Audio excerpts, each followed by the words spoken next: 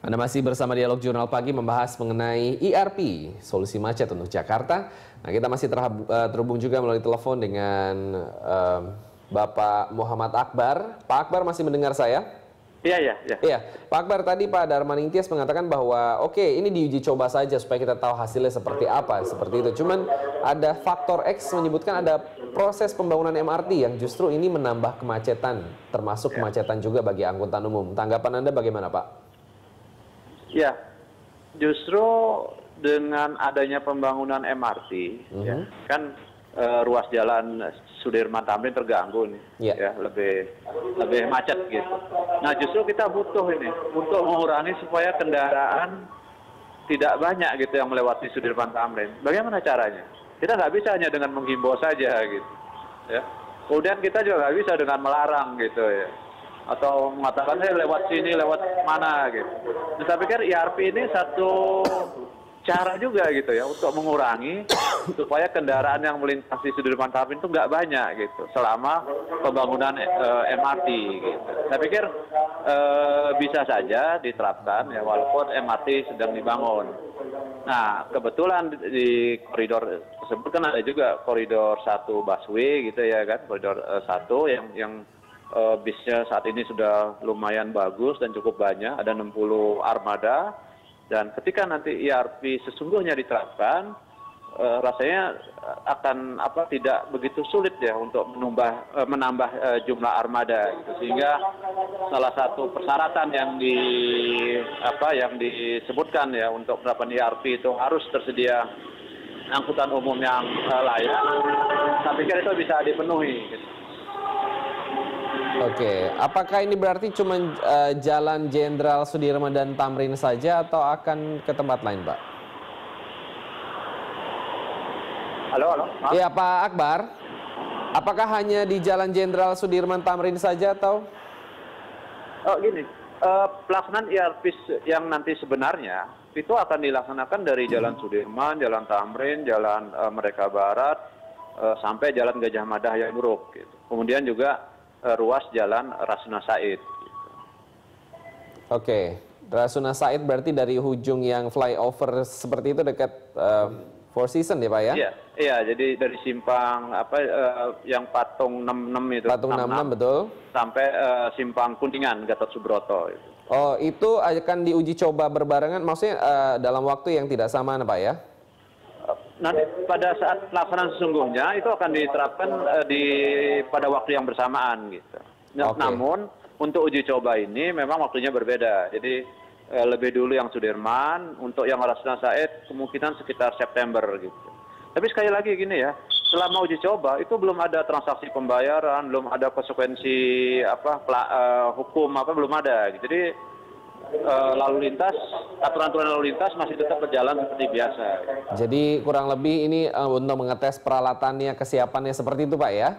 Betul, hanya untuk mengetes peralatan. Jadi kita belum bisa melihat apakah ada perubahan lalu lintas, itu belum bisa selama uji coba ini. Karena ini hanya menguji coba peralatan atau menguji coba sistem.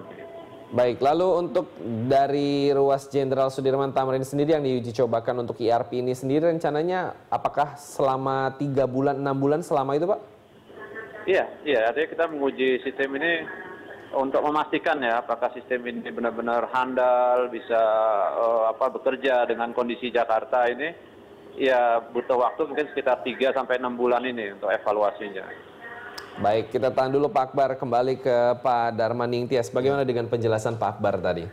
Iya, saya kira memang jawabannya bahwa di koridor 1 bisnya bagus, tetapi problemnya itu kan karena jalannya terhambat, lalu perjalanannya juga menjadi terhambat. Sehingga ketika orang akan melakukan perpindahan dari kendaraan pribadi ke bis, ke angkutan umum khususnya busway, tetapi perjalanan busway-nya ini menjadi lambat. Nah, ini saya kira yang juga harus menjadi perhatian dari Dinas Perhubungan, mungkin harus berdiskusi intens dengan PT MRT yang melaksanakan pembangunan MRT, bagaimana meminimalisir kemacetan yang ada di jalur tersebut. Apalagi kalau nanti, sekarang ini kan ruas penggaliannya itu baru dari Sudirman, di Jalan Sudirman, yang ke selatan, katakanlah Singamangaraja segala belum.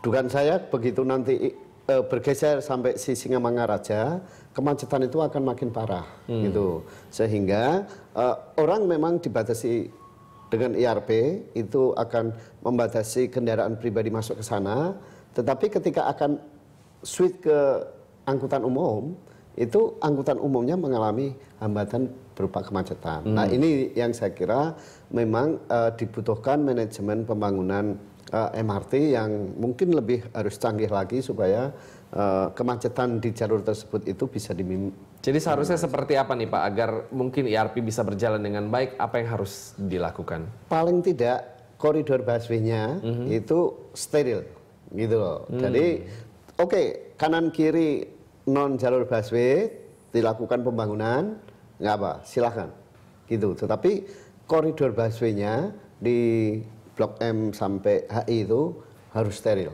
gitu. Sehingga orang punya pilihan, gitu kan. Kan ini kan sebetulnya orang dihambat untuk menggunakan kendaraan pribadi. Akan tetapi harus disediakan angkutan umumnya yang baik kan, nyaman, yang nyaman, aman lah ya. Nah, tetapi problemnya ketika hambatan untuk kendaraan pribadi itu sudah ada, di sisi lain angkutan umumnya ini sendiri mengalami hambatan bukan karena IRP-nya, tetapi karena ada faktor lain yaitu pembangunan MRT. Nah, ini yang saya kira harus dipecahkan betul-betul supaya pembangunan MRT juga penting karena ini dalam jangka panjang kan akan mengurangi kemacetan di koridor itu, dan ini kan juga program lama ya, kebetulan saja sekarang baru diimplementasikan. Tetapi yang harus kita tekankan adalah bagaimana manajemen selama pelaksanaan pembangunan itu supaya angkutan umumnya tidak terhambat. Baik, kita tahan dulu. Kita akan membahas solusi dan langkah-langkah apa saja untuk membantu mengatasi kemacetannya nanti di segmen berikutnya. Jadi tetaplah bersama kami dalam Dialog Jurnal Pagi.